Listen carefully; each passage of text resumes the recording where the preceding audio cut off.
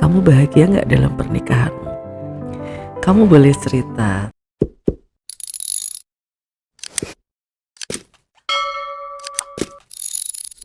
Teman-teman, biasanya perkawinan itu dimulai dari rasa saling cinta. Nah, pas cinta datang, ketika cinta itu datang, biasanya semuanya terasa indah. Kesalahan gampang dimaafkan.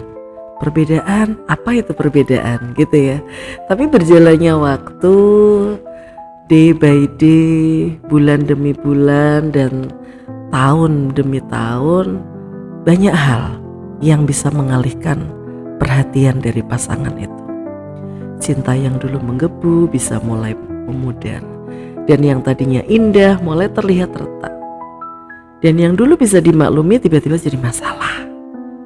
Apalagi kalau ada yang datang nanya, kamu bahagia nggak dalam pernikahanmu? Yang tadinya tidak menganggap masalah, tiba-tiba dia bercerita banyak masalah. Padahal semua itu sebenarnya sudah dari awal. Terus kenapa ya cinta kok bisa memudar? Salah satu penyebabnya adalah perubahan pola interaksi dan komunikasi. Kita sering dengar media sosial dan teknologi mempengaruhi perilaku anak. Tapi jangan lupa ya, itu juga mempengaruhi orang dewasa loh.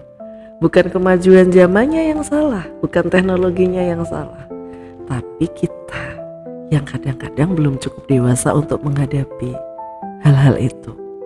Dulu sebelum tidur ngobrol sama pasangan, pillow talk gitu kan ya. Ngobrolin hari ini ngapain aja, besok mau ngapain. Sekarang bisa jadi sebelum tidur masing-masing udah pegang HP. Dulu makan bersama, tatap mata, berbagi cerita. Sekarang makan sambil scrolling layar masing-masing. Awalnya sehari dua hari gak kerasa, tapi kalau itu jadi kebiasaan berbulan-bulan, itu akan membangun sebuah pola, dan akhirnya akan dianggap hal biasa. Oh ya sudah, beginilah pernikahan itu gitu. Teman-teman, kalau pola itu dibiarkan, ini akan menggerus cinta. Padahal ketika kita sudah lama menikah, apalagi sudah punya anak, kita harus sadar bahwa suatu saat anak-anak akan punya kehidupannya sendiri. Dan siapa yang tersisa ya pasangan itu. Maka kalau kita berdua gak bisa memodifikasi ini menjadi sebuah hubungan yang asik, bisa dibayangkan kan besok seperti apa. Kalau dari sekarang sudah kehilangan kedekatan, bagaimana nanti kita mau tetap saling menjaga? Itulah kenapa penting banget yang namanya time break. Waktu untuk berhenti sebentar, jeda. Jadi kita tuh memang setiap hari punya rutinitas, tapi kita jangan lupa kita butuh time break. Nah ketika time break kita ngapain? Kita mikir, kita introspeksi, kita review, kita nginget-nginget hubungan kita seperti apa. Kemudian kalau perlu kita konfirmasi ke pasangan kita. Sebenarnya pasangan kita tuh mempersepsikan apa sih tentang kita? Pendapat dia seperti apa? Tanyakan pada diri kita juga.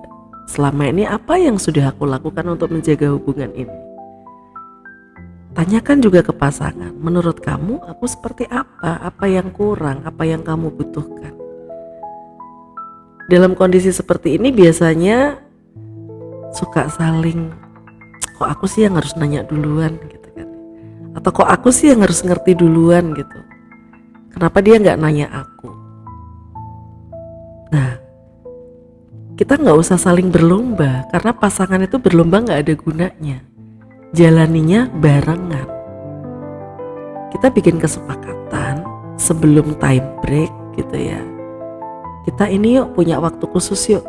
Saling introspeksi, saling menyampaikan, saling mereview, saling menanyakan. Jadi bukan saling ngoreksi ya. Kalau saling ngoreksi kan dia langsung menyampaikan, tapi itu bentuknya pertanyaan. Lebih enak seperti itu. Menurut kamu aku gimana? Jadi ketika dia jawab, dia tuh hanya menjawab pertanyaan, bukan mengkoreksi dari awal.